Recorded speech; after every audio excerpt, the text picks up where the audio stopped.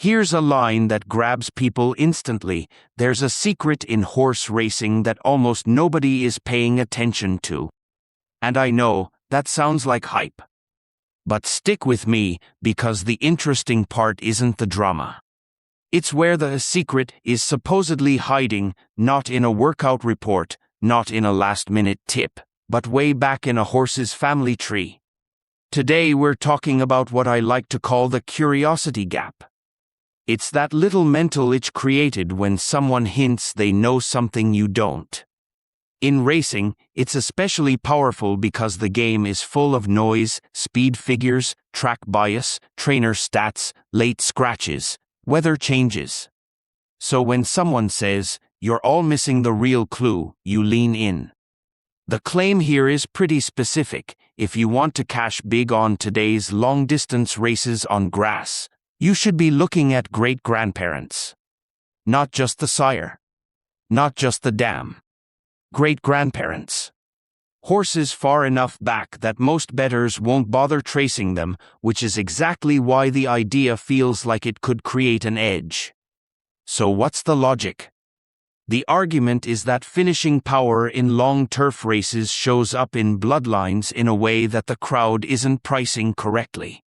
In other words, the public might be focused on what the horse did last time, while the deeper pedigree hints at what the horse can do when the race turns into a stamina test late.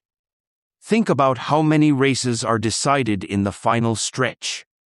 Some horses look fine early, even comfortable, and then they flatten out when the distance bites. Others seem ordinary on paper, maybe even a little slow, and then they just keep going when everyone else hits the wall. The family tree approach says that kind of staying power isn't random. It's predictable, and it's inherited. And here's the hook: if the key clues are sitting in great-grandparents, then most of the market is likely ignoring them. Because most bettors don't go past the obvious names. They'll scan the top line, maybe recognize a famous sire, and stop there. The deeper you go, the fewer people follow you. And when fewer people are looking at a factor, that factor has a chance to be mispriced. Now, notice what this promise is really offering. It's not just pick more winners. It's find massive payouts. That's a different game. Big payouts happen when you're right about something the majority is wrong about. You don't need every race. You need the right race where the crowd overlooks a horse that's actually built for the conditions. So the pitch is, long distance plus grass equals a stamina and finishing power puzzle, and great-grandparents can help solve it. If you can map a horse's deeper pedigree to late strength, you can spot runners who might not look flashy on recent results but are structurally suited to close hard and stay on.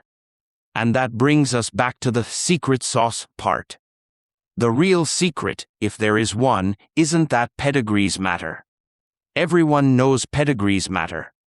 The secret is the angle, that going far enough back in the lineage gives you a clearer signal about endurance than the surface-level names the public focuses on. Here's the takeaway to sit with: in long turf races, don't just ask, who's fastest? Ask, who's still running at the end? And if you want to chase the idea in today's message, ask it one step further: does this horse come from a line that finishes? Because if great-grandparents really do forecast finishing power, then the opportunity is simple. The crowd is betting the present, while you're pricing the past. Whether you fully buy it or not, the curiosity gap is doing its job. It's pointing you toward what most people ignore. And in horse racing, that's often where value lives.